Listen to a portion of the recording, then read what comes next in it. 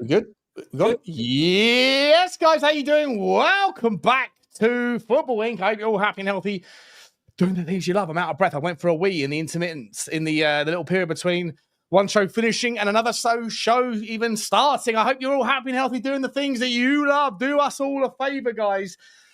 You know the rules by now. Not even the rules, the requests, but they are kind of rules. They're kind of guidelines, if you like. Smash the like button for us as Johnny's little Apple image pops up there. Smash the subscribe if you haven't already. Hit the notification bell.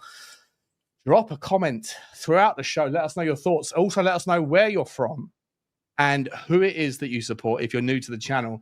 Also, if you are interested in the podcast version, we are on Spotify, Apple, Amazon, all the various podcast links. They are in the description below. Johnny, how are you, my man? Good to see you, buddy. Again? Good. I'm just laughing at Lloyd's comment. I'm sweating like Rick Waller in a cake shop. Rick Waller was the old Pop Idol the Pop Idol contestant. Wow, that's a throwback. No, Blowy, where'd you pull that one out of? Yeah, listen, I was waiting. I couldn't sleep last night. It was too bloody hot. So I ended up staying up to watch what I thought would be a dull affair between Manchester City and Al Hilal. And I watched as the pundits predicted 3-0, 4-0, 2-0, a whitewash to really show the difference between Premier League and the Saudi League. And lo and behold, City lost. The look on Pep Guardiola's face, feel a bit rough from it today. Sacrificed quite a lot of money there, mate, haven't they? Major shock, major money loss. Definitely is not going to help them with their FFP, but when does that ever matter? They got no issues with FFP, but I tell you what, South American football, not that this was a part of the necessary transaction of the story where we were going to go, but I think we should go in this direction because, we like to talk about football finance on this channel, guys.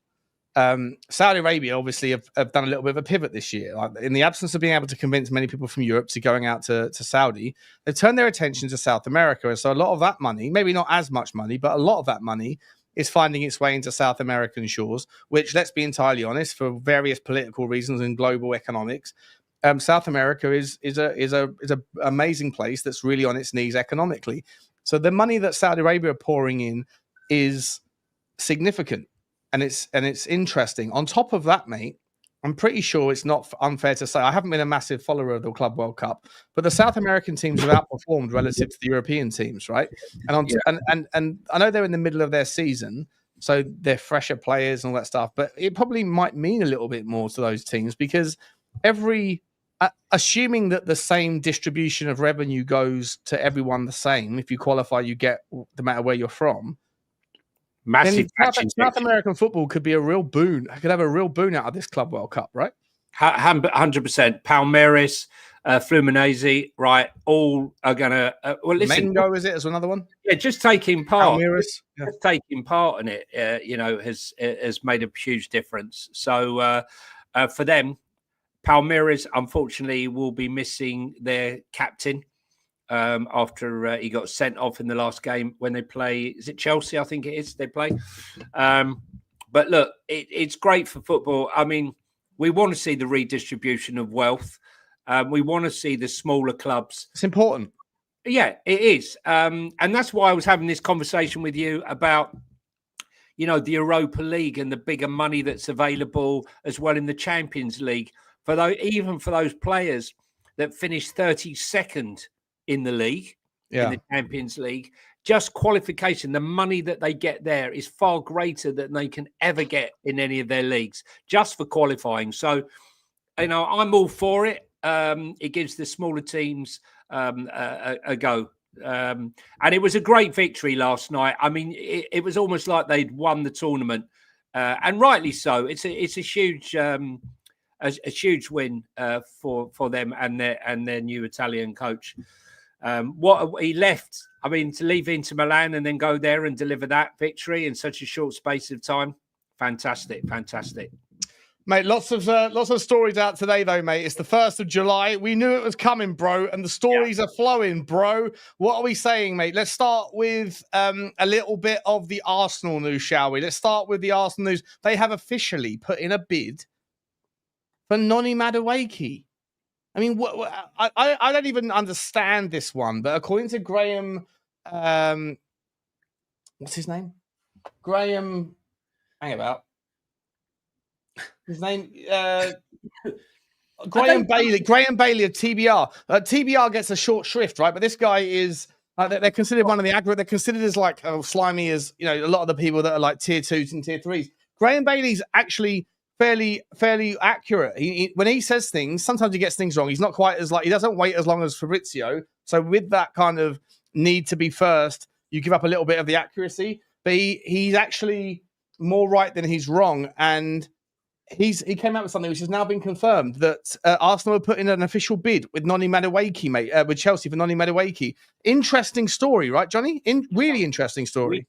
So we said that we reckon Noni had to go, although they were protesting that he was going nowhere. Maresca was saying he's very much part of the team for next season. Didn't believe a word of it when they're buying everybody with Gittins and this one and that one coming in. But here's the rub, right? If he's good enough for Arsenal, why isn't he good enough for Spurs, which will meet our we thought would meet our homegrown quota, but he actually doesn't because he left Spurs before he was around about 16 years of age. So he wouldn't have been at the club for long enough. Look, it makes sense because he's cheaper. Have they given a price quote? No, I didn't see one, but I can see I can find one out now. Let me have a look. What's interesting, Sean, is at Arsenal, all they spoke about was we need a striker. All the pundits spoke about was a striker. 18 months, Arsenal and the pundits have been talking about the need for a striker. So here we are into this transfer window. They bought a goalkeeper. Everyone but a striker. Everyone but a striker. Wasn't there a song called Everything But the Girl? Yeah, they're twerking for every striker. They're twerking here, they're twerking there, they're twerking everywhere, right? Trying to get them all riled up. They got Gyökeres all riled up because they want him, but they don't want to pay the money. They don't want to pay the money for Sesko. The Berta wants Gyökeres. Arteta wants Sesko. Meanwhile, are the others doing the dance and actually going to put their money down? Like Chelsea, we want him. Bang, there's your money. Thank you very much. Move. Next. Same with Liverpool. Are Arsenal trying to, negotiate players and play one off against the other? And could the result be that they don't get their main striker that they want? We've said this before. They'll dress it up like they got their main man, but they're twerking all around. It doesn't make a lot of sense to me, mate. Like Noni Madueke, he's good, but he's not the sort of player that. Who does he improve? What's he going to play? Is he going to play back up to Saka? Isn't the reason why Madueke's unhappy at Chelsea because he plays back up anyway? It doesn't make any sense to me why he would go to Arsenal to play back up unless he doesn't really believe in himself, but he believes in the pursuit of a trophy. I'm not sure it makes it just doesn't logically work in my mind. And depends on the fee, right, Sean? Well, no, but I'm not talking about I'm talking about the player's motivation. Like, where does he fit in? Are Arsenal going for Eze and Madueke? If so, what does that tell you about Martinelli and who's the other fellow who plays on the left wing? Well, I thought Martinelli would go. I thought Bayern Munich might come in for Martinelli. But we got a story about Bayern Munich in a minute to bring to your attention. So I just and it's pertinent. So who's the other player who plays it for Arsenal on the left? He's the ex. He came through one of the Premier League teams in the South Coast. Trossard, thank you, Leandro Trossard. Thanks, boys. I can always rely on the chat to correct me when my mind's not working. Is there room? Is there really room for a Noni Madueke when you keep Martinelli and a Trossard, and you're going to go and get Eze? It doesn't make any sense to me. I don't get it, and I don't get why the player would leave one place where he's not getting enough minutes to go to another where he's not going to get enough minutes either. Well, he's getting minutes, but I mean, they've got like 16 wingers. He got 16 wingers. Arsenal might only have 4 or 5. I don't know. They're storing them up. We did say in this chat 3 weeks ago that we think that Noni might be the fall guy here. Noni and Cuckoo and maybe Nicholas Jackson. They might be the fall guys. And see, Chelsea do really good business. Because they've got their targets, they've got their players in. They lap 30 million, very good deal. Every deal they've got so far is a good deal. If they end up selling Jackson and Cuckoo, which I think will go out on loan, and Noni, they're going to get back a large proportion of the money they've laid out, and on balance, coupled with the money they're going to get from the World Club Cup, they're right as rain now. They're right as rain. So I'm not quite understanding why he would go to Arsenal. The fact that they put in a bid doesn't mean that he's going to want to go to Arsenal. Yeah. Because he might not like the project. Arteta might say, well, you're going to be back up. You can play in the Premier League, but you won't be getting much Champions League game time. Maybe that won't be good enough for him. Just quickly going backwards, because I don't like to go backwards, but Connor Levionics. Moonwalk your way through wherever you want to go, Johnny. It's fine. Yeah, no, but, and this was going back to the money that's being earned from overseas. Botafogo, who have just gone out and have just sold a couple of their players, Texters Club, have already earned 49% of their overall revenue from the Club World Cup alone. Just from taking part. That's not all the shirt sales and all the other stuff that they're going to probably get from other stuff. So great stuff. Was it? Also, I want to ask you about this story, right? So the other day, I put out a video on Spurs Talk Show about 5 alternative attacking options that Tottenham could go. 6 actually end up being that Tottenham could go for if they fail on the Premier League section. And one of the names I suggested was Dan Ndoye, who plays for Bologna. Yeah. And I got told within 30 seconds, I hadn't seen this in the news, but Dan Ndoye is going to Napoli. And then I was like, well, it's not confirmed. It's not confirmed. Yada, yada, yada. Exactly. It's not confirmed. And then today, this story comes out. Let me get the tweet up. Right. So, sorry. So, just to confirm it, Dan Ndoye is going to Napoli. And at the very same time, Bologna. So he plays for Bologna. Dan Ndoye does. He is it's back in the screen here. There you go. Bologna are in advanced talks with Federico Bernardeschi. He's a top target for Bologna and a formal approach. He hasn't got a club, right? He's a free transfer. So he is going to Bologna. Federico Bernardeschi is going to Bologna to replace Dan Ndoye, who's going to Napoli. As a consequence of that, Napoli are no longer going to be interested, surely, in the 700 players that we've spoken about, mate, that could play on the right wing or play on the left wing, or that could play because Dan Ndoye can play on either side. So does that sort of put to bed any rumours about like players like Garnacho or Rashford? You know, all the Man United kind of cast-offs that are like the Antonys that have also been linked to. Napoli were clearly looking for a winger. 1,000 different options were put out there. They've ended up going for Dan Ndoye from Bologna. Bologna have already replaced him in Fernando Bernardeschi. So to me, that basically means more cop blocking for Manchester United, doesn't it, mate? Well, I mean, listen, Garnacho, this is what happens when you air your laundry in public about Garnacho and his misbehaviour and his shit attitude, that when you go and flog him and you're asking telephone numbers, that everyone says, nah, it's all right. I'll buy this guy or I'll buy that guy instead. And that's what's happening. We might end up saying like he's eaten humble pie and now he says he wants to stay and play for Amorim and he's going to be a good boy and he's not going to rock the boat. I don't see Amorim as the type of forgiving guy to let that go. Hiya, Darren. I think, look, I don't know how many players Napoli are actually looking to sign, but they're obviously backing the man. They're linked to everyone, but they obviously only want 1 or 2, right? But they've gone for Dan Ndoye. He's a really good player, really, really interesting player. I think keep an eye on him. He's a really cracker, cracker.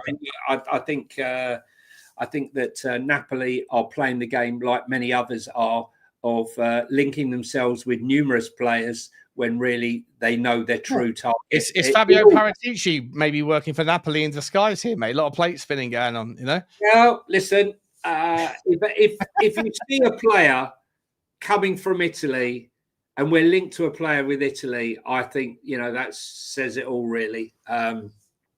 I think, we know who will be behind that. I think it's more likely that Johan Lang will be doing the young ones, and he will be doing the older players. Seems like Johan Lang's doing a lot of the things that are going on right now, because he's the guy that doesn't let anything get out of his, get out from under his control. Whereas Paratici likes to use the media to his advantage. But every player that Tottenham has signed seems to have been, relatively under the radar until it's done. It's like it's nowhere. Oh, there it is, and now it's done. Like in the case of Toka to Kai. Story, mate, from Metro. Not sure if it's a great source, but Chelsea want only £35 million to sell Christopher Nkunku this summer.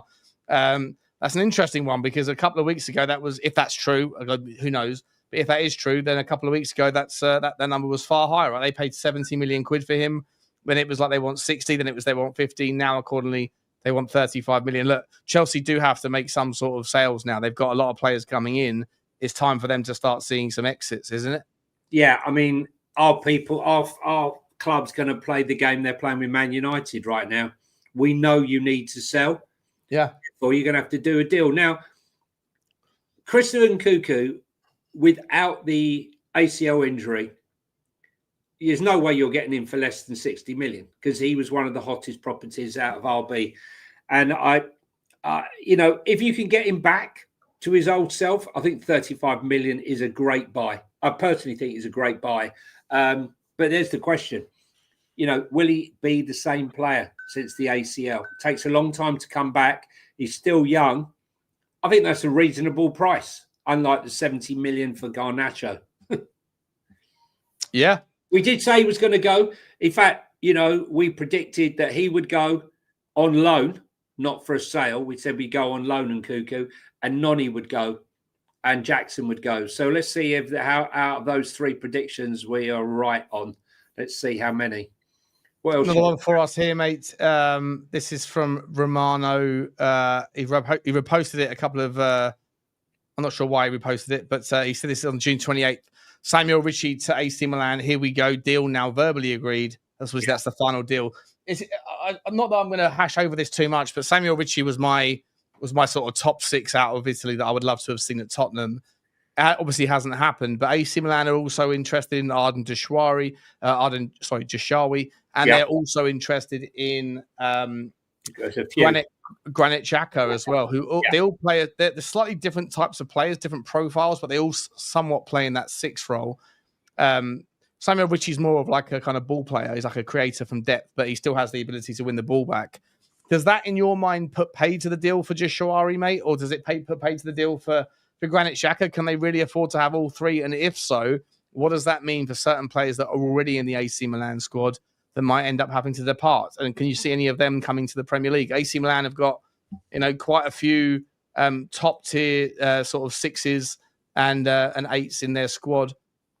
But listen, money. Look, they had a shocking season last season, and money ain't great. But they've freed up some of it. Yeah, Felix will go back to Chelsea, so that will be a big wage off of their books. Arden Deshawi, they want 35, 40 million euros. They're not prepared to pay that, but maybe, again, if you don't pay it, there's a chance that someone else will come in and pay the money for that talent. I can't see them splashing tons and tons of money unless AC Milan, as we discussed earlier, start offloading players to freshen up. They got to sell to buy, I think. AC Milan they've got Luka Modric coming in as well. That's imminent. It's not quite confirmed yet, I don't think. That will replace obviously the João Felix wage. Yeah, I wouldn't disagree with you. And then in terms of the rumors, in terms of their squad, they've got Benacer. I think he's still playing there. They've got Yusuf. Is it Yusuf Fofana? Is that the guy who plays there as well? So, to me, they've got even Ruben Loftus-Cheek. I don't know where he fits in that midfield thing, but if they're looking to rebuild their entire midfield, Johnny, and AC Milan they've got some real talent. I'm not sure about the valuation. If their financial situations are a problem, Ismail Benacer and Yusuf Fofana, two players that I'm not sure. Maybe even didn't we hear something about Yunus Musa? Wasn't he going somewhere a couple of weeks ago as well? Yeah, last week? but I mean, look, at the moment, some of these you got to siphon. We got to sift through the ones that are loose chat and the one where there's a bit of more concrete substance. And the thing is with clubs like Napoli, they're linked to literally everybody at the moment. And Bayer Leverkusen were really pillaged at the beginning of the season, lost their manager. Lost Frimpong, lost Wirtz, lost lots and lots of players. But now they're quietly going about recouping, bringing in players and going about their business. I mean, we got Monaco that's like a rehabilitation centre for failed players or troubled players. So, listen, they sold Reinders and Musa. So, I think Milan have some money, but as I say, they had to sell to buy. 100% had to. Story here, mate, from Build. Newcastle United have shown an interest in signing Xavi Simons.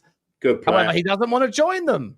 It's nice to see he doesn't want to join them, but apparently rumours were amongst us beforehand that he was interested in moving to North London, mate. It's nice to know that there's still a pecking order in the Premier League. What do you think? About that one?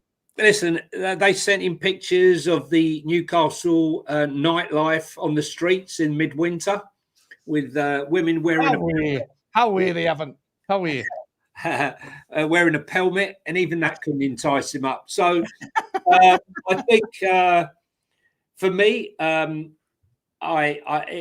would have him in a flash at Spurs. I think wherever he goes, come straight out the Barcelona academy, the Musiala, and PSG. He's honestly, I think he's a quality player.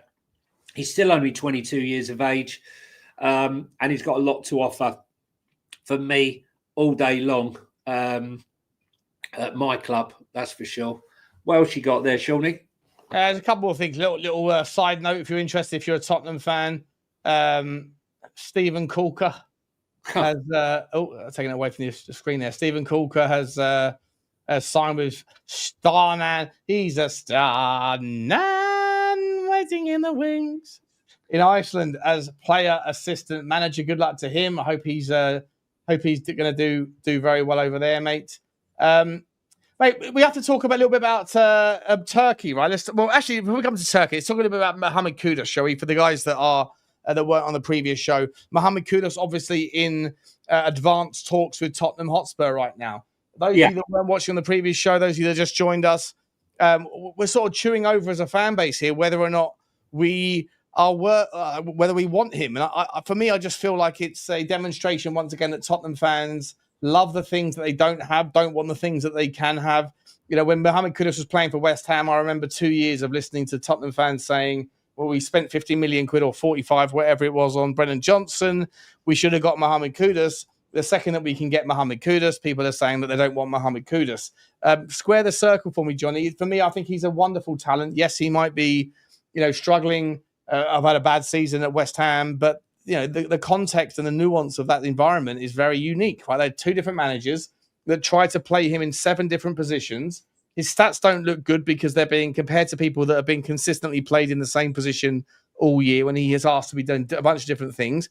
If you are someone who thinks that they're a certain type of person or a certain type of player, and then you're asked to do 7 different roles that you're not accustomed to doing under 2 different managers, you're going to start to lose faith and maybe show up a little bit, act up a little bit, right? Like, is there any level of, I don't know, like latitude that should be offered here to the idea that he's a bad apple because he's unhappy in the way that he was used and what happened at West Ham last season? It wasn't a nice season for anybody. Well, you can still perform, Sean. You can still turn up, Sean. You can still have the right attitude, Sean.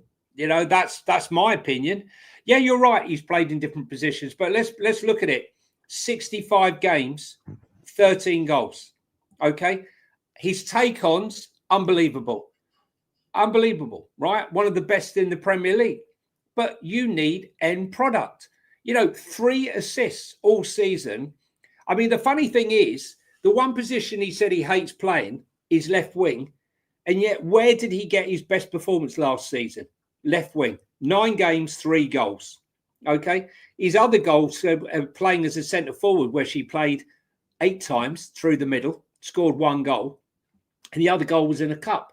But he played, like you said, 9 games as left winger, 8 games as a centre forward, 5 games as an attacking midfielder, 4 games as a right winger, which is his position, 2 at left midfield, 2 at right midfield, and 1 game as a secondary striker. So yes, you're right, and I accept that.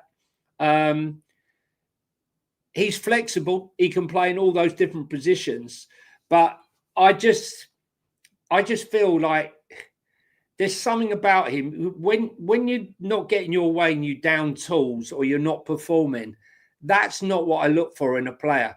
I look for a player that sucks it up and still produces the goods no matter what. And even though he's not happy with his position, what will happen if he comes to Spurs and he's ousted and he's not getting the game time, he's not starting on the bench? Is he going to start kicking up?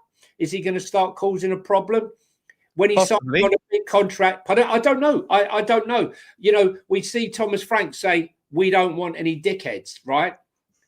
Is that a sign of dickhead behaviour, or is it the fact that Potter? Well, is that okay? Would you say the same thing if Tottenham were linked with Gyökeres?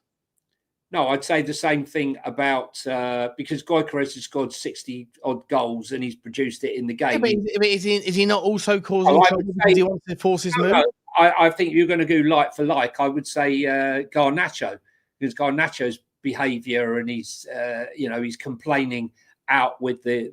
Listen, I speak to West Ham fans. I've got a friend who's a West Ham supporter, and he says to me, the guy turns up when he wants to turn up. He's got a bit of an attitude. His body language is all wrong. This is from a West Ham fan. This isn't a sour grapes West Ham fan. This is a West Ham fan as the season went on. Did he have a better first season? Yes. What you look for in a player before you go and buy him, in my opinion, whether it's Kudus or any player, is let's look at the trajectory. Is the trajectory upwards? No, it's not. It started and then it's gone down the way. But you can't knock the fact that he takes on players. And, the one thing that Brennan Johnson doesn't do for Spurs is take players on. And Kudus does exactly that. And so if Thomas Frank, with his man management, can actually get hold of him and get him to deliver those crucial balls in, could he turn him into the Mbueno? But what does that say if they are buying him? What does that say about Odegaard and Johnson? Where does that put them? Does that mean one of those? Question. Does that mean one of those would then be for sale? And if there's no links to either of them, is there? No. And the last but not least, if we had limited money, and I told you we only had 80 million, would you really go and spend 50, 60 million on Kudus over a? I would. But listen, I think they're separate conversations. I don't think they're going to be competing. I think the argument behind yeah, you did both. Yeah, well, I listen, and that's fair and reasonable, and I would absolutely love to see it. And imagine if both of those things turn out to be true. Like the story is that Arsenal apparently have approached Crystal Palace about the deal for Eze, and Arsenal fans seem to be very, very much thinking that they're ahead of the curve here and that they're on board it. And that might be the case, right? But I don't necessarily think that Tottenham can't sign both of them. But if they do, then Tottenham have to, shake hands with certain outgoings. They have to get rid of, a player that, like a Richarlison, like a Sonny, like a Solomon. You brought this. I think you brought it to my attention earlier. I barely spoke about it on Spurs Talk Show, but we'll talk about it now. Is Solomon being released back to Tottenham from Leeds? Is that just because it's July the 1st and the contract and the sort of loan contract is up?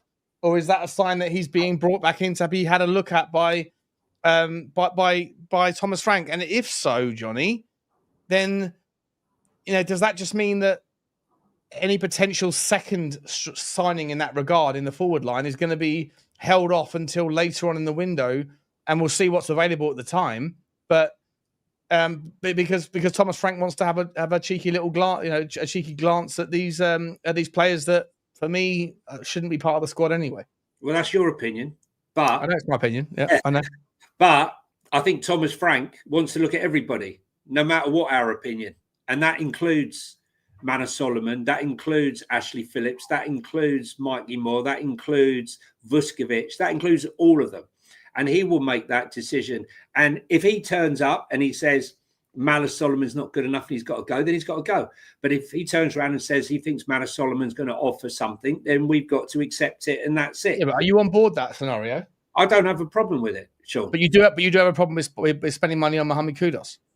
No, I'm saying depending on the money that's spent, how much money we have available. Regardless of that, you have to make room in the squad, regardless. Whether it's Eze, whether it's Kudus, whether it's Semenyo, whether it's Xavi Simons, whoever it is, there has to be someone. Whether it could be anyone. Yeah, but we haven't, and that's fine. So talk to me about what it is that you would like to see happen with regards, in order to bring in one or two of these players that are not currently at Tottenham, you have to make room by selling or loaning out at least 4 or 5 of the current system that we have. So when you're on board with the idea of taking a look at Manor Solomon, if Thomas Frank says that he likes Manor Solomon, if you're okay with that, then you also have to be okay with the fact that we're not going to be signing Eze and Kudus.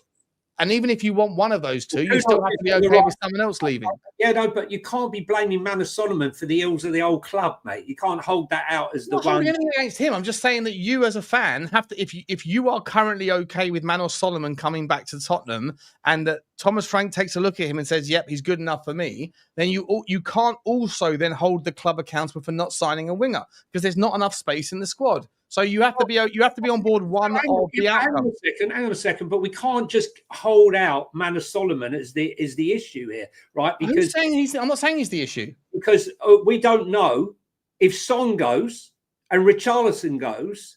Yeah, but you have to be okay with someone leaving the club, right? I'm just saying, if Son goes and Richarlison goes, that's 2 left-sided players that have left. Then there's room for Manor Solomon on that left-hand side, and also room to sign a player, right? Whether it's an Eze or a Sim. And then on the right-hand side, what do you do on the right-hand side? If you sign Kudus, what do you do? Do you have Kudus, Johnson, and Odegaard all playing on that right-hand side? And then what about Mikey Moore? Does Mikey Moore go out on loan? There's lots of questions. Yeah, I'm asking you what you would like to see happen. I'd like to see the manager make that decision. That's a cop-out, mate. I want to know your opinion. It's a cop-out. Cop-out. No, it's a massive cop-out. Why is it a cop-out? Because we're not, like, if we participate in content creation by saying, well, let's wait and see what the manager wants, then what is the point of having a fan channel? What's your opinion? You're forcing me down the Manor Solomon route. I'm not. I'm asking you. I'm just asking you. Who would you like to see go to make room? Because I know you want Eze. I know you want Eze in. Son.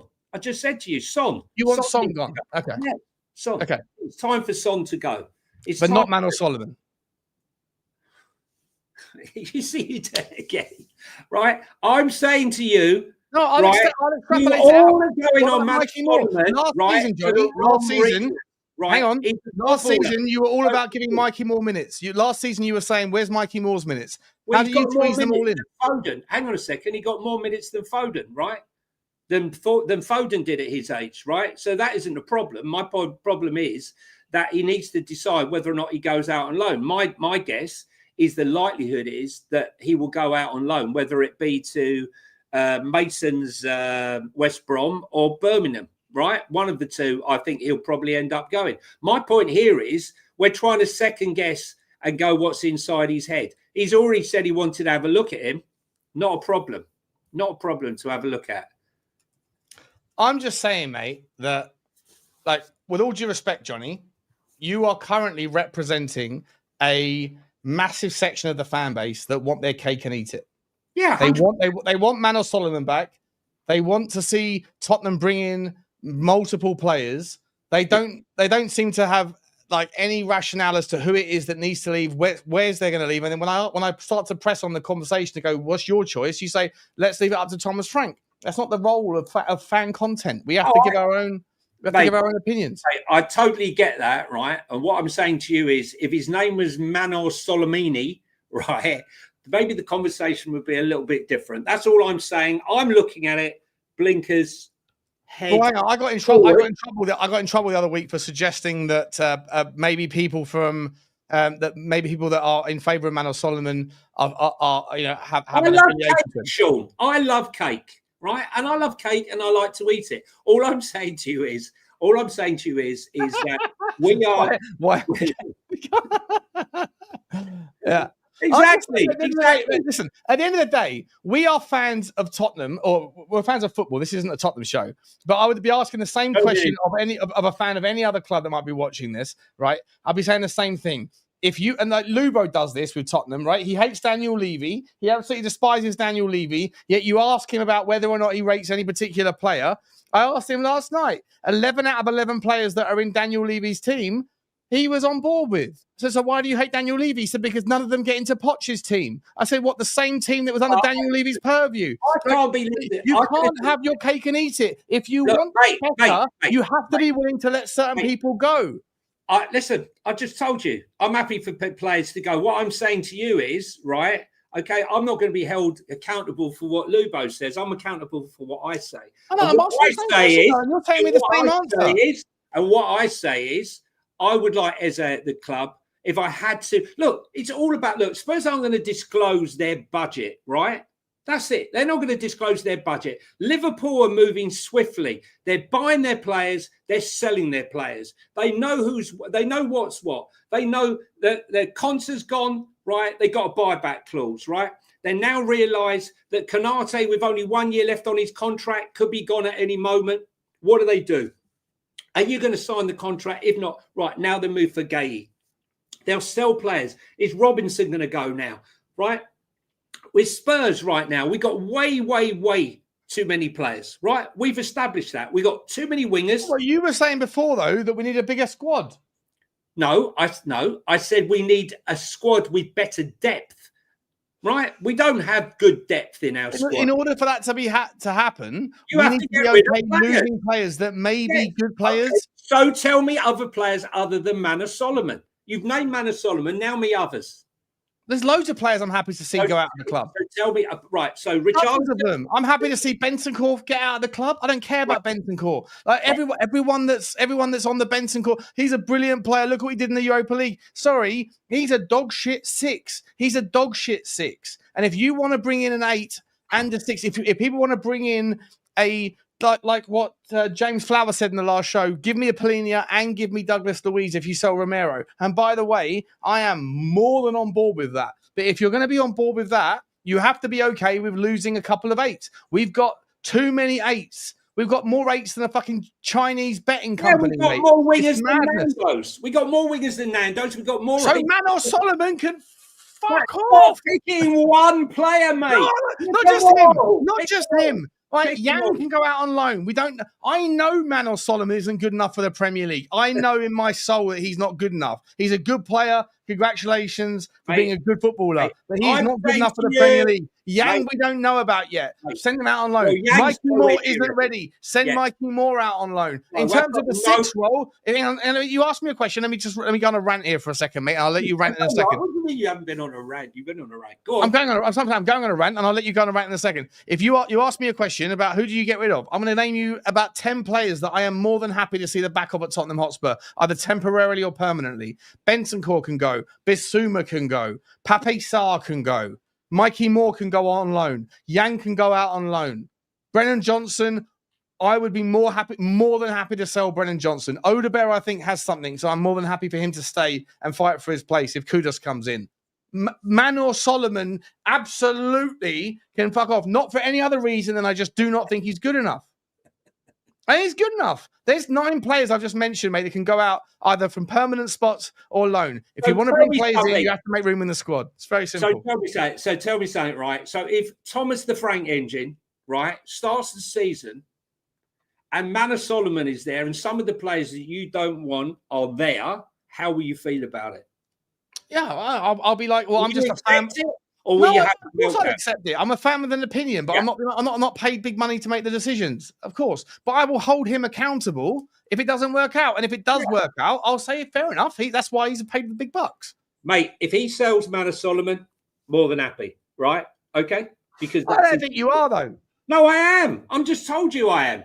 But everything else you said up to now, I don't think you are. Sure. No, because certain fans feel he shouldn't even get looked at. That I don't agree with. That's it. I don't agree with it. I don't agree with it. All of these can F off as well. Scarlett can go, Liz can go, Sean. What about Richarlison can 100% go, and Sean can also go. Sean can also go. And tell me, Sean, what about Daniel Levy? You never mentioned Daniel Levy. Listen, guys. He can go as well. He can go as well. It's not a Spurs show, but it's turned into a different kind of show. But now we're going to move it swiftly back on track. Listen, Sean and I will occasionally, well, sometimes more than occasionally, have a little to do about certain things and certain players. So it's interesting to say, look, Arsenal fans, they haven't even got a bloody striker yet, right? That's like Nonny Madueke, mate. Square that circle for me. That's like if I'm an Arsenal fan right now and I'm hearing meltdown, mate. If I'm hearing Arsenal are the guy that goes out trying to pull a 9 out of 10 or a 9 for their squad and goes home with a 6 as past his best in Norgard, and the next up is a 7 in an Eberechi Eze. Like, I'm sorry, like. That's fine, by the way. I can understand why Arsenal fans would be absolutely over the moon with Eze, because I think I said it before the links emerged. I think he makes a lot of sense for Arsenal. But Nonny Madueke, what are we doing? What are we doing here, Johnny? Arsenal fans should rightly go into apoplectic states of madness. If they sign, who does he? Where is he coming for? Who's he better than? He's not better than Trossard. He's not better than Martinelli. He's not better than Saka. What are they doing?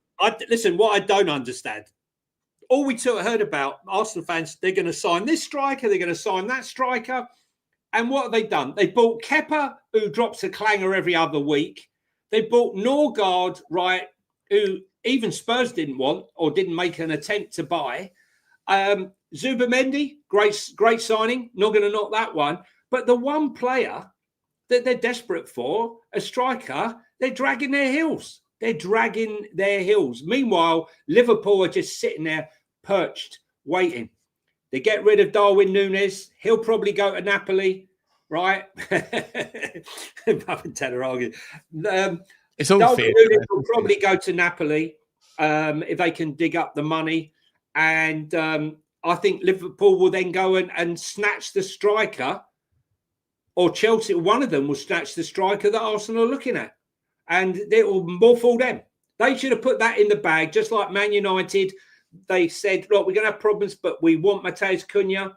They did the Cunha deal thinking that Ferguson, Fernandes and Jadon Sancho were going to get done, and it was going to bring in £125 million. And what do they get? Chelsea would rather pay the £5 million fine for not taking Sancho, and the Saudis he never went to Saudi. So they got £5 million in instead of 125 million. So you can understand why they have stalled on their striker and they can't get rid of Højlund. If they're thinking about Gyökeres, and by the way, if you snooze, you lose. This market's about to heat up and it's about to go apoplectic. It's going to go exponential. It's going to go like all sorts of levels of crazy in the next few days. I know that João Pedro coming in and setting the baseline and the benchmark of what is he's like a second tier forward, and they're paying Chelsea 55 plus 8, I think it is 63 million quid for a player. All of a sudden, for what it's worth, Varandaz's point makes a lot of sense because Gyökeres has got pedigree, he's got numbers, he's got guaranteed of goals. He's done it. Just because you haven't done it in the Premier League, because you haven't been in the Premier League, doesn't mean you won't do it in the Premier League. It's a bullshit narrative. Everywhere he's been, he's done it. What I would say though, mate, is that if you are genuinely an Arsenal fan and you're genuinely looking at, absent some sort of homegrown issue that I'm not aware of, if you're looking at Eberechi Eze and you're saying, we need a player that's a 10 to compete with Odegaard that is also good enough to sometimes occasionally compete with Martinelli, different type of player. For me, I think if the stopgap in the conversation, the bottleneck, the cop block in the conversation here is money, and they don't want to justify paying the extra 10 or 15 that Varandas at Sporting wants for Gyökeres, and that's the cop block, then, but you also want Eze, then isn't the simpler solution go to Leipzig and get Xavi Simons for 15 million quid less than what you're going to have to pay for Eze, who is just as good, just as much of a baller, but hasn't necessarily done it in the Premier League. But Simons is an absolute worldie of a player. You go and pay them 55 rather than 65 or whatever it is for Eze. And then with the 10 million that you've saved, you go and give Varandas what he wants. You get Gyökeres and you get a baller in the 8 that can play off of, baller in the 10 that can play off the left-hand side. To me, Arsenal are making this too complicated and they're going to get in their own way. He's a right winger with a left foot, right? They paid 35 million for him. What are they going to demand for him? 40 million? 45 million? I mean, I'm not sure. Give me 2 seconds, mate. Stay there. Sorry. Yeah, no worries. So I don't know. Let us know what you think in the chat, guys. If you are here while he's gone to wash his hands or make a deposit, if you hit the like button, guys, that would be great. Or if you're here for the first time and you've heard us bitching and fighting, nothing unusual. We do that. Please hit the subscribe button. Let you know when we will next have our next show.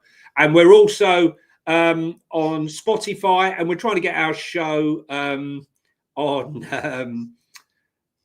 the Apple podcast. We're hoping to get that. We're on all podcast platforms after today. So hopefully, if you're interested in that shit, then get it. There's 500 people here, guys. Smash the granny out of the like button. Johnny, let's park our. You know what? The animosity can consume. It's all theatre. All theatre. We're not here to agree on everything, are we? I mean, what would be the bloody point? Listen, I mean, I'm never going to drag you over to the Solomon outside, mate, because apparently you want to be wrong. So I'll let you be wrong for as long as you want. If he gets told, I've got no problem, mate. As I said, none whatsoever. I'm just saying I'd like the manager to have a look. Okay.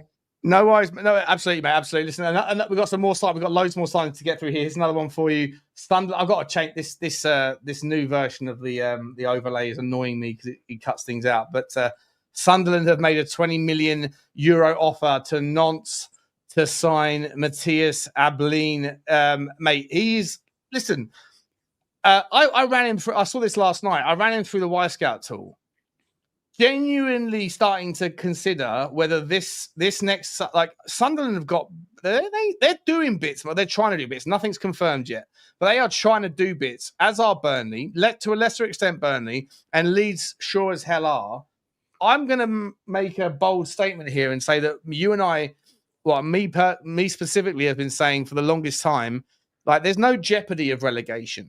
The reason why teams can just sort of throw caution to the wind is that they know that if you're part of the Premier League team last year, you're going to be part of the Premier League team next year, or the squad, the teams list, because the teams that go up go down, right?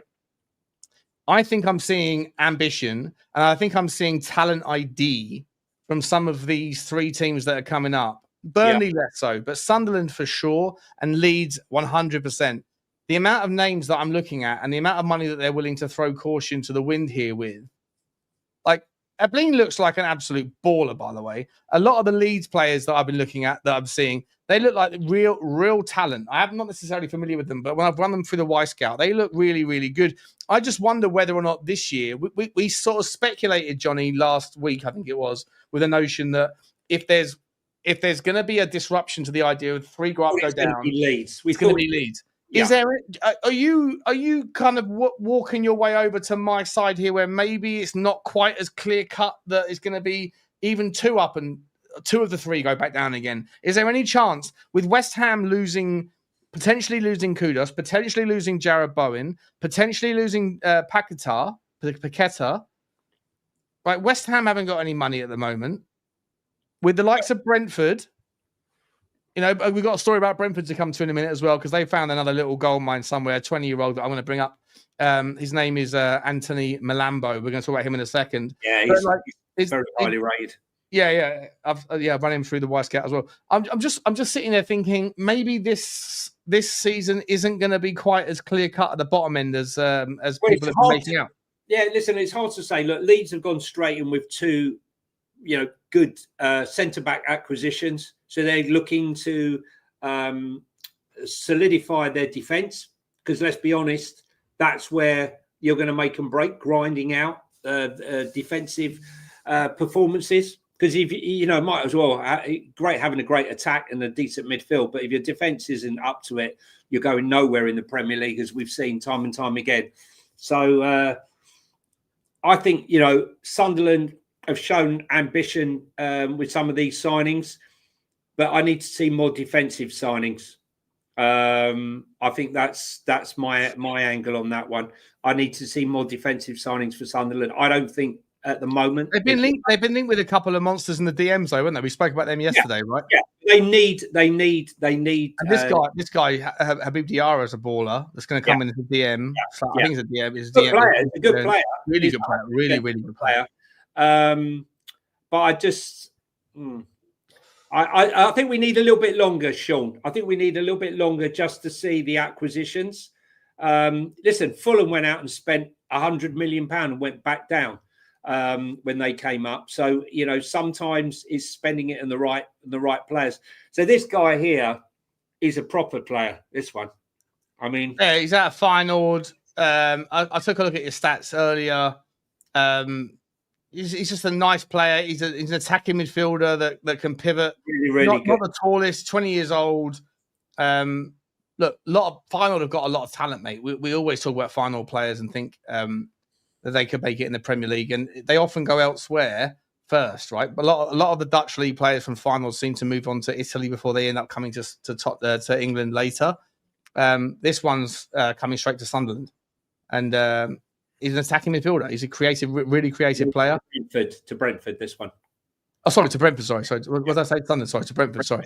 Yeah, 100%. Yeah. Got 11 GA last season in the Eredivisie.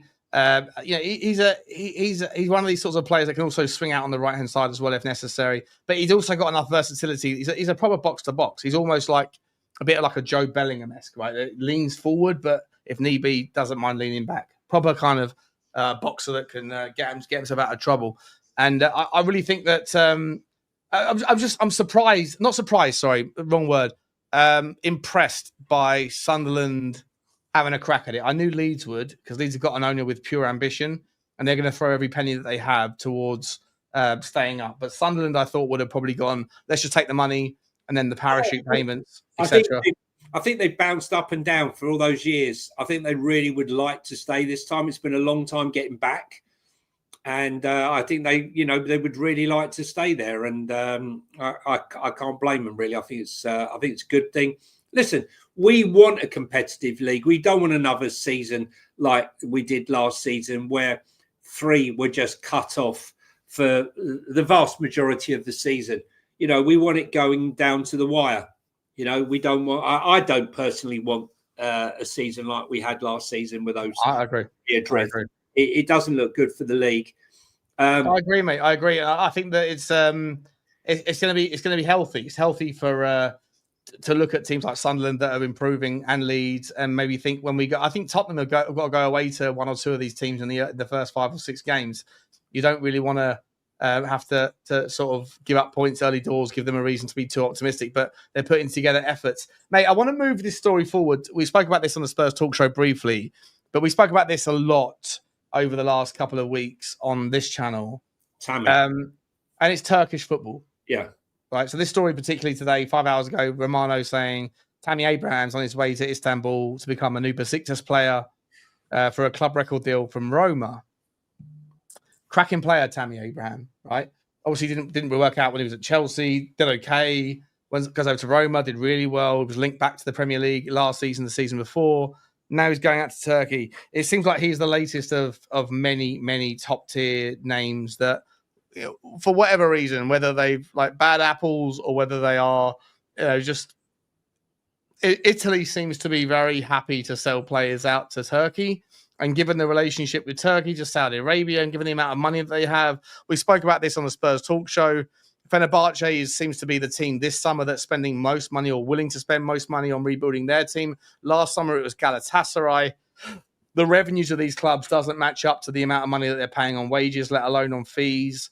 To me, I think that there is absolute merit to this notion that no one's paying attention to Turkish football yet. But I think that in a couple of, whether it's weeks, months, or years' time, there'll be all sorts of people that are credited with the story that we are talking about right now, which is that Turkish football is very much in bed with Saudi Arabian money, and there is a massive amount of money laundering to some degree that is taking place. We're the first. I'm saying this. You're saying this. Well, I'll let you say what you're going to say, but I'm saying this as a claim right now.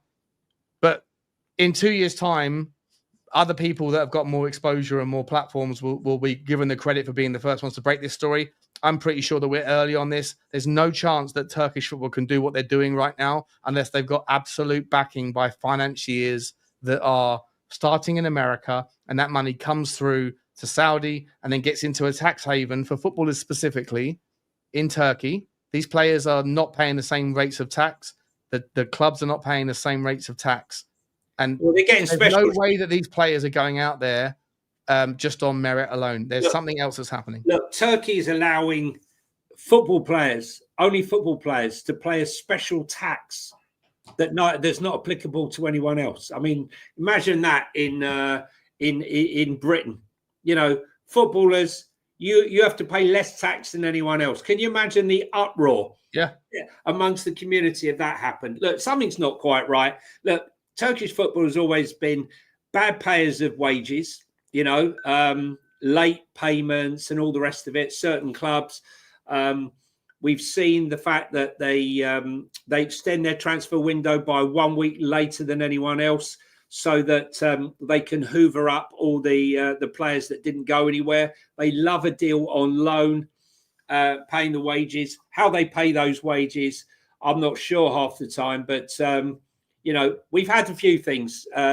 We There's saw another one, mate. There's another one for you. Yeah. It's madness. All wages, social. Ex-Real Madrid. All loans. All loans. Yeah. But like with loans and... That's what I'm saying. It's all loans, mate. Where's the cash coming from? Yeah? Mate, Fenerbahce's revenues last year was £111 million. That's Leicester level. Would Marco Asensio be able to go to Leicester? Come on. It's madness. It's an absolute madness that this is not a bigger story. It's so clear. It's so obvious to me and to you and to anyone that's paying attention that this stuff is the redirection. It's like the footballers are suddenly like drug mules. They're football mules. Like, this is the way that you move money around in a world where you have tax efficiencies to take advantage of. And then if everyone's paying, you know, if everyone's scratching each other's backs, the fact that the Club World Cup can pay Chelsea 45 million quid thus far for beating 3 teams that are nobodies and then getting past whoever it was a couple of days ago, if they win the entire tournament, they're on 140 million quid from a tournament that has absolutely nobody watching it apart from the Zone members, who it's like the Zone, if it wasn't for this, the only reason you'd be a subscriber to DAZN football TV, or DAZN's sports TV, is if you're interested in watching like one of the brothers, like the YouTube boxers, you know, take on whoever they, you know, it's insane that DAZN got £1 billion out of nowhere, and 2 weeks later it turns out that they had. No, Saudi Arabia put the billion, right? Behold, Saudi Arabia got the World Cup. Listen. It is what it is. We've been talking about it quite a long time. Just some other transfer news. Fulham are plotting a summer move for Genk star striker Tolu Arakadare. All right. I'm not sure where he's from. Wait. Say that again. Tolu Arakadare. As they look to bolster their attacking options ahead of next season. We've also got Crystal Palace looking at a bid of only 15 million, which I think is a bit on the low side, for Hayden Hackney. I'll be amazed if they get him for 15 million, but that's the news that they're giving there. And another one on Manchester United, that Manchester United are reportedly monitoring Aston Villa star Ollie Watkins. as a potential target in case they manage to get Rasmus Højlund out the club. Good luck getting rid of Rasmus Højlund. He's on a long contract. You pay 72 million and you're paying him crazy wages. I can't see us getting out of those, to be honest with you. And I'm not quite sure what's going to happen now with Marcus Rashford now, as Aston Villa has said they have got no interest in bringing him back to the club. Yeah, he apparently only wants to go overseas, and he apparently only wants to play for a team that's going to win titles. I don't know where he gets this the audacity of that confidence, mate. You've sacrificed too much of your reputation to be able to command those sorts of demands, in my opinion. 100%, mate, 100%. And unless he needs to get level-headed. I mean, he wants to go to Barcelona. Meanwhile, Barcelona, I don't know where they're going to get the money for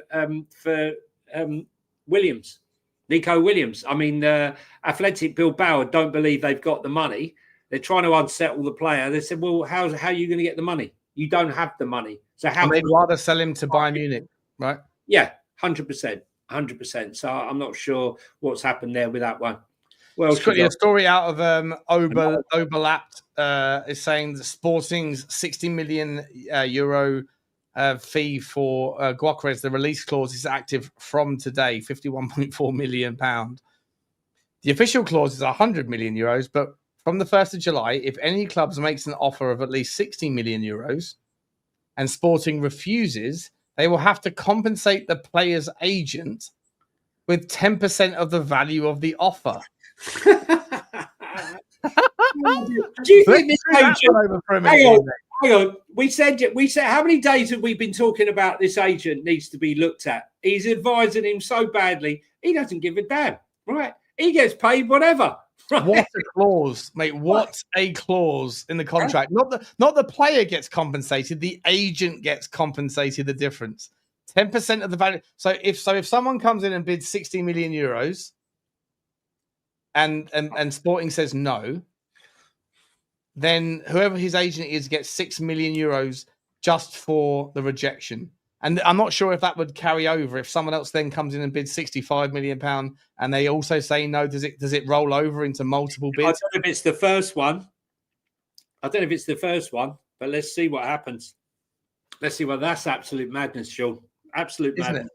Absolutely insane, mate. Absolutely insane. I think we got a couple more stories for you, mate. For everybody, we'll round off soon. What's your how are you doing for time, mate? And you got to go soon, haven't you? Yeah, reasonably soon. I've got an appointment, guys. If you're in the chat now, please hit that like button. Helps us grow, helps the algorithm. And if you're here for the first time, please hit the subscribe button. We're growing really, really quickly, and we couldn't do it without your help, without our arguments.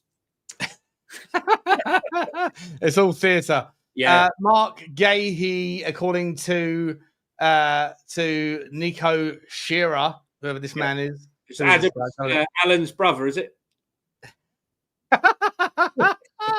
He's got 368,000 followers, so I'm guessing he's legit. He says that Liverpool have reportedly reached an agreement on a 5-year contract with Mark Gahey. The centre-back is pushing for the move. Doesn't mean that Crystal Palace are on board the transfer. Do you see this one happening, mate? I kind of do. I think that Gahey is going to join Liverpool, and then it makes you ask the question: what happens to Liverpool's own centre back who's about to leave? He's got one left on his contract himself. That's Canate, by the way. Yeah, I mean, I think listen. Canate won't sign that contract, so. You know, if he doesn't sign it, what choice have they got? They can't leave themselves. I think they're light, though. Do you not think? Even well, even now, I think they're light. Do you not think? I'm not sure, mate. I'm not sure. Like Palace, you know, it's 1 year left on his contract. Palace turned down apparently £70 million for him from Tottenham in January on deadline day. They also turned down a bid from Newcastle. Palace obviously think that they can get some value out of him. Like Tottenham took that same chance with Daniel Levy, with Harry Kane, and Harry Kane eventually went for about 100 million quid. But with 1 year left, I've never thought that Mark Gahey is as good as everyone thinks he is. So I don't subscribe to the same notion that he's the best centre back in the Premier League that's available. I personally don't, but I know he's a good player.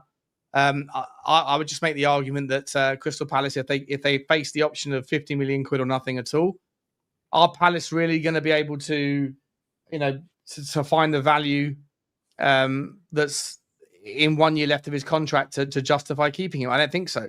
So I think Liverpool will get him for 50 million quid. Well, he wants 70 million. Mark Gay, he could easily run this contract down and get a bumper contract. For me, I'm a little bit surprised that they let Konsa go, knowing Konate only had 1 year left in his contract and it wasn't showing any signs he's going to sign it. But they need cover. They need big cover. There was someone asking whether there's any Leeds news in the chat. And Leeds are close to signing Wolfsburg's centre-back, Sebastian Bornau. I think the medicals should be today. And also they signed the Udinese centre-back, Jacob Bijol. Yeah. Bijol. So they signed... So for the Leeds fan in there, they've signed 2 centre-backs, which is really encouraging for the season ahead. Because let's be honest, all good teams building starts from the back. We've seen so many Premier League clubs come up from the Championship. I think they've got plenty in attack. But if you're going to get ripped apart every week, it doesn't matter how many you score. Medical's done. Okay, fine. Thank you. Thanks for telling us that one. And that's about it, mate. I think we're okay. I think we're up to date right now. We might come back this evening, guys, to come back with a second show, depending on Jonny and my availability. But and also, of course, if there's any news. But for right now, I think the last story I'm just seeing in the last 8 minutes, understand Fenerbahce. Fenerbahce are confident to get Milan's Skriniar deal done after John Duran. Club working hard to advance in the next days and bring the defender back already in July. Mate, anyone that tells me that Turkish football is not involved in a giant money laundering scheme, I don't believe it for a second. It's as clear as day to me. Here's the story. If you don't believe me, that's not the story. Sorry, 1 second. Here's the story. While you're there, Foxy, are you talking about Johan Arias? Is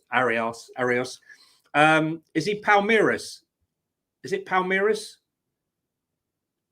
Who, sorry? He was talking Jan Arias. Foxy was talking about him. Is he from Palmeiras? What team is he playing for? I don't know. Give us a shout, Foxy, on that one. No. Fluminense. Crazy. Johan Arias. Fluminense, crazy. Fluminense, okay. Fluminense. Well, we'll see him in the final, or not the final, in the next game. Now that Man City are knocked out. Yeah, we're going to look at Johan Arias. I personally like the Palmeiras number 8. What have you got there? Is this... No, I just want to quickly say, Drew Badenoch, how have I only just found this page? We've only been going a little while, mate, but it's growing really well. The channel's every stream seems to have about 5,000 views, but there's only about 2,500 or so subs. So, most of you aren't subscribed, really. So please do subscribe if you enjoy it. We really appreciate it. Destiny's saying the Turkish government are aiding it as well, Sean. Well, it's either the Turkish government or the Turkish mafia. When you look at the Mourinho leak text, there's some real shenanigans going on. Sean, did you give back Johnny's cap? No, it's right here. It's back there. So, and we got a super sticker from Daniel Field. Thank you, Daniel. Always. Thank you, Daniel. Can't see what it is, mate, on StreamYard, mate, but I'm sure it's apt and appropriate, and I very much appreciate the generosity, mate. You're a very lively part of the stream. We love you for it. Guys, we're going to leave it there. We're going for 1 hour and 10. Johnny, anything coming up on your world today? Mate? Where are you going next? No, mate. You know where I'm off to in a minute. Going for a check-up. Best of luck. I'll have to go and wash my hands. I know you went earlier to give your hands a good old wash.